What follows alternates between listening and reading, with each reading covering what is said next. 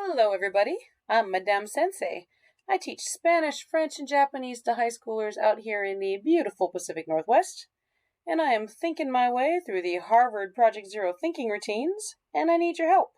So you can reach me at studio-nemo.com or ping me on the Minecraft Education Ambassadors or the Minecraft Teachers Lounge or at the Duolingo Educators Network. Those are all places I frequent. So today we are still in the perspective taking section of Harvard Project Zero thinking routines. And again, they are located right here and link is in the description. And we are looking at seek to see. This is a routine to nurture a disposition towards proactive, empathic perspective taking, destigmatization, and recognition of dignity. How important is that in today's day and age? You'll need to translate the following questions into your target language. Okay. They're in the Harvard Project Zero thinking routine.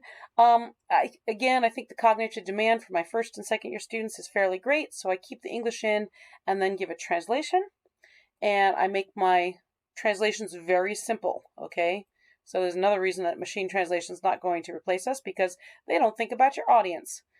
Okay, so here's my French. You can take a screenshot or find me at the Duolingo Educators Network where I've uploaded all this, or studio-nemo.com. Here's the second part of that because it's pretty long.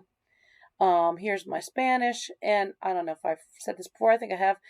I don't write like mi nombre because I find the students start leaving out the me, or they confuse me and me. So this way it gives them that scaffolding. It helps reinforce it. Okay, and then French, they're always misspelling appeler. So it just reinforces it. Okay, so here's Spanish. Here, I'll move this out of the way. You can see that. And here's the second page right here. Oops, right there. Okay, and again, if you want the actual worksheets, see me at the Duolingo Educators Network or studio-nemo.com. Here's Japanese. Okay, and then Japanese, I always write furigana on everything. Here, they've already been introduced to that one. So they don't need it there. They know nani or nan. They know omo, so I don't need it there. But anything I'm not sure that they know gets furigana. Okay, when you're teaching grammar explicitly, like you've got some pop-up grammar, grammar translation method, audiolingual method, and you're looking at transformation drills, community language learning, and you're dissecting a script your class wrote, or you are working straight out of your textbook, you need all the usual scaffolds for the usual I see, I think that, he thinks, I feel, it looks like. This gets a little complicated if your target language uses a subjunctive tense, like in Romance languages. Japanese has its own challenge of not supposing what somebody else is feeling. That's presumptuous. But with the right scaffolds, you can get through this. I recommend having your students write quietly for a few minutes. Then they can have a discussion but they use their paper as a crutch. Make sure that they know that the paper in their hand can be their crutch, okay? Some students, all they need is to have it in their hand, and then they're calm and the affective filter is lowered. Some students will glance down at it. Some students will read off of it. Some students will never even pick it up, okay? But let them have that crutch. It's fine. When you're teaching literature, culture, history, art, you're looking at a recipe, you're listening to some music. Empathy is such a skill that we're sorely lacking right now. In addition to using this routine at key points in a story, you can also find timely newspaper articles or photographs from your own life.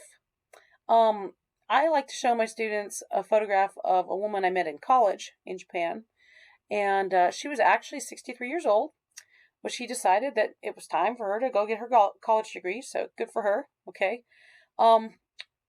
Her hands were horribly mangled, like it was rheumatoid arthritis, and like her fingers were sideways. They were just horribly mangled, but it was from radiation sickness. She didn't live in Hiroshima, but she lived in the city just to the east during the atomic. She was 12 years old when the atomic bombs hit.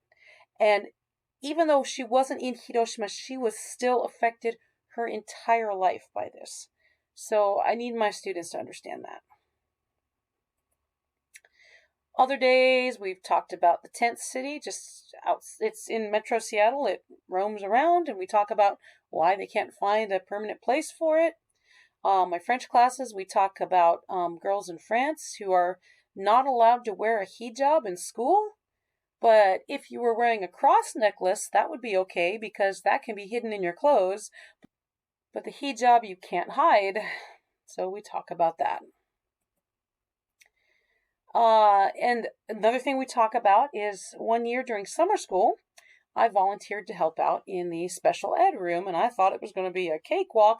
Oh my gosh, it was not. We had 7 students who were in junior high who had not acquired language yet at all. And we were attempting to teach the students to use iPads to communicate with.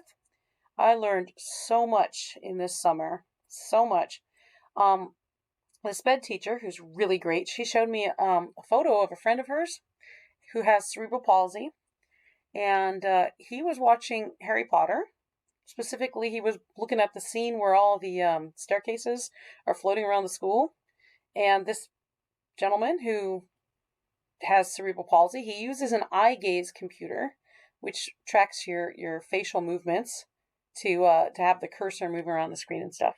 So he typed to her and sent her a picture of Harry Potter and all the staircases and everything, and he typed, "Even the wizarding world is not accessible." I mean, that's just absolutely heartbreaking.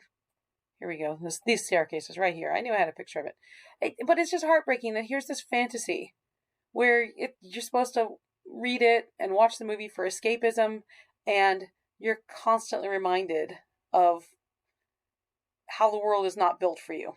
And right now I'm nursing a broken leg, and I have been paralyzed before, and I had to learn to walk again. So I do think about these issues very deeply, and so I want my students to think about them too. I want my students to have empathy. In our next episode, stop, look, and listen. Hope to see you there.